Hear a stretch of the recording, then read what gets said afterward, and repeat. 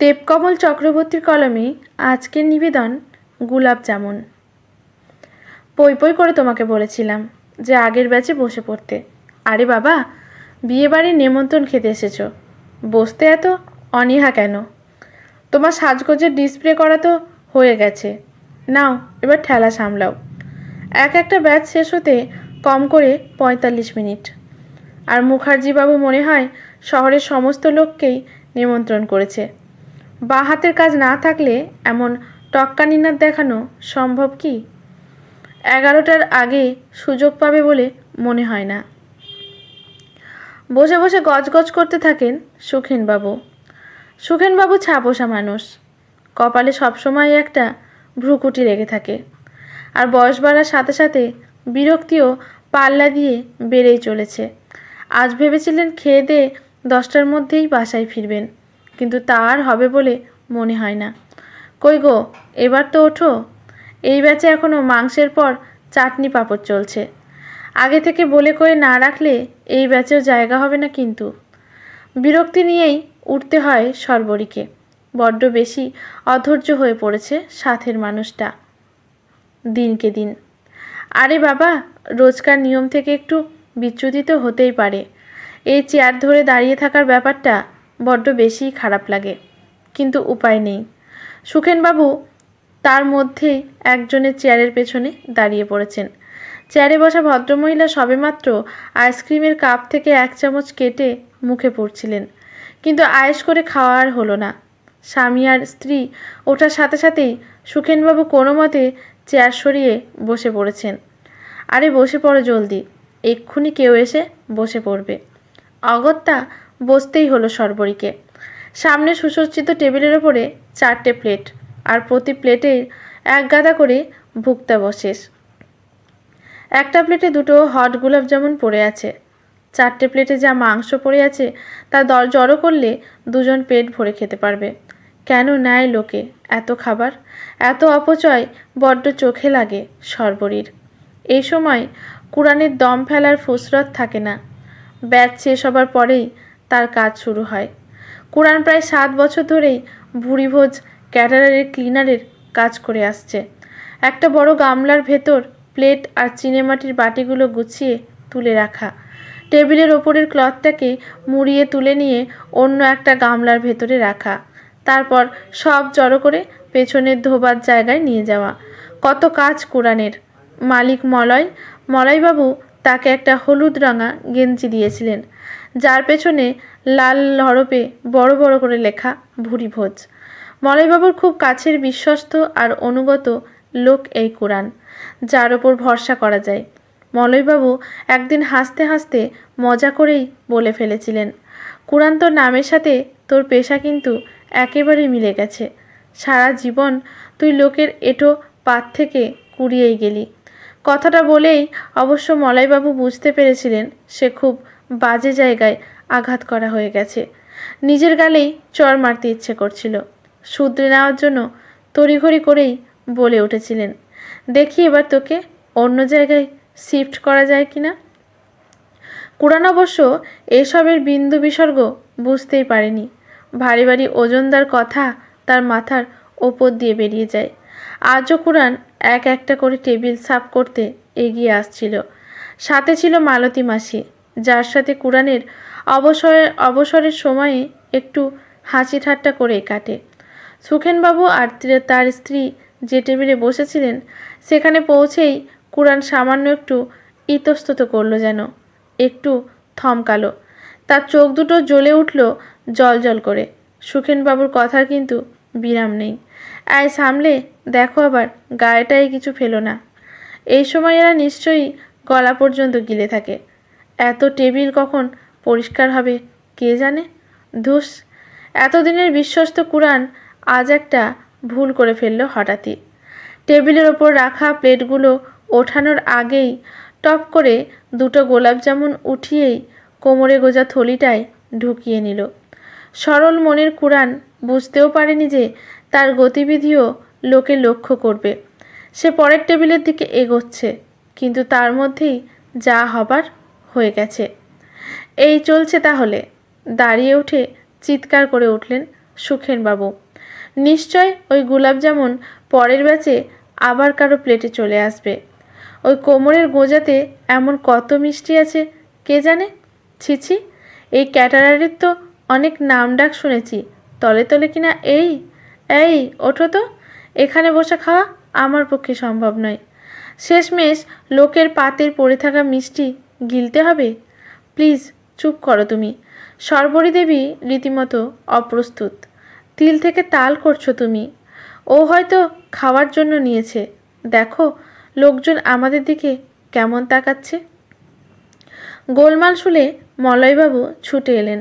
কী ব্যাপার রে, নতুন ব্যাচ শুরু করতে এত দেরি করছিস কেন তোরা? আরে স্যার, দয়া করে আপনি একটু গলা নামিয়ে কথা বলুন। এই শহরে আমার একটা রেপুটেশন আছে। আরে রাখুন মশাই আপনার রেপুটেশন। সুখেনবাবুর স্বর তখন সপ্তমে। আজ যা বোঝার আমার বোঝা হয়ে গেছে। পাতের কুড়োনো খাবার খাইয়েই আপনার এত নাম ডাক।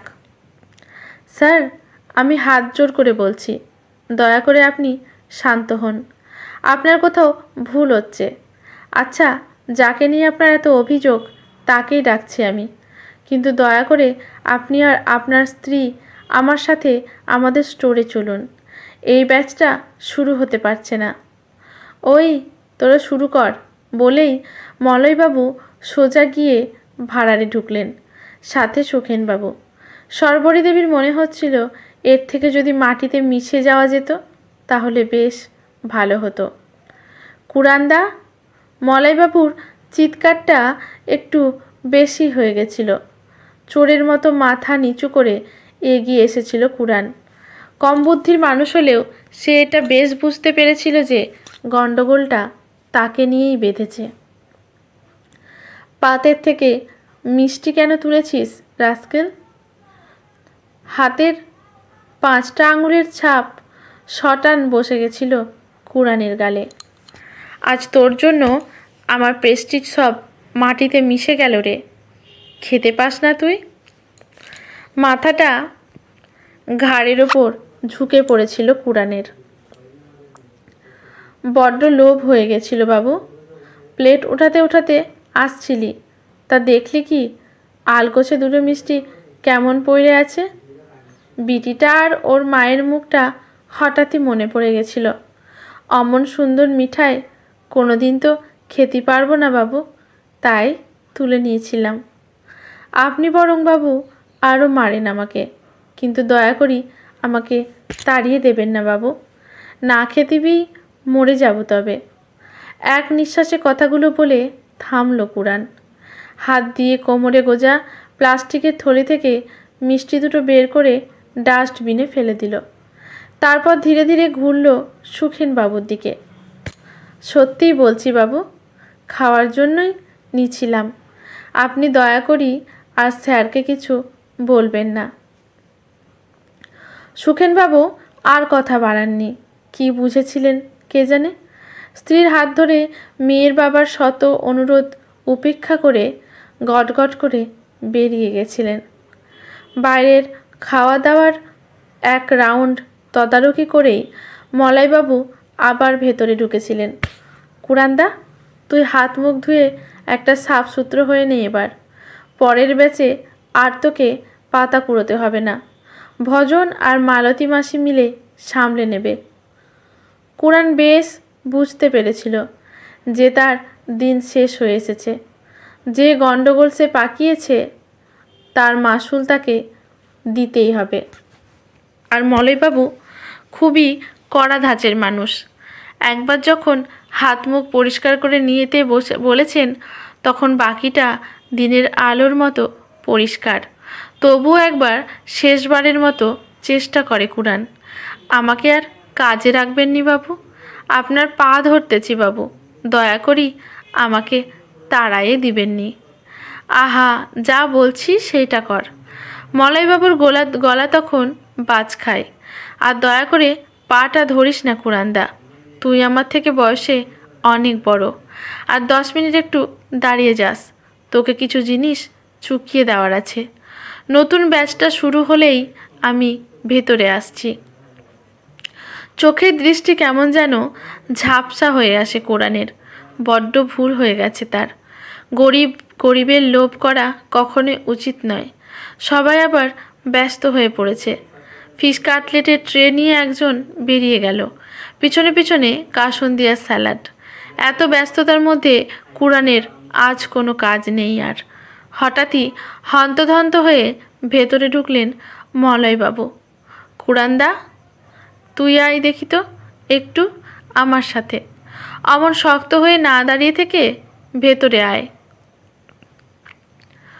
কুরানের হাত ধরে সুসজ্জিত হলঘরে নিয়ে এলেন মলয়বাবু। বসিয়ে দিলেন একদম টেবিলের সামনে। আজ তুই পেট ভরে খা দেখি কুরানদা, একদম রাজার হালে বসে বসে আয়েশ করে খা। একদিন আমি বলেছিলাম না যে তোর নামের সাথে তোর কাজের বেশ মিল আছে? আজ আমিই একটু পাল্টে দিলাম। আজ তোর কোনো চিন্তা নেই কুরানদা। আজ তোর ছুটি হলেও পরের কাজ থেকে তুই নিশ্চয়ই আবার আসবি। ওই অত কম মাংস দিলে চলবে? আরও হাতা কয়েক ঢেলে দে দেখি কুরানের পাতে। আর এই পাতটা যেন 10টা গোলাপ জামুন পড়ে।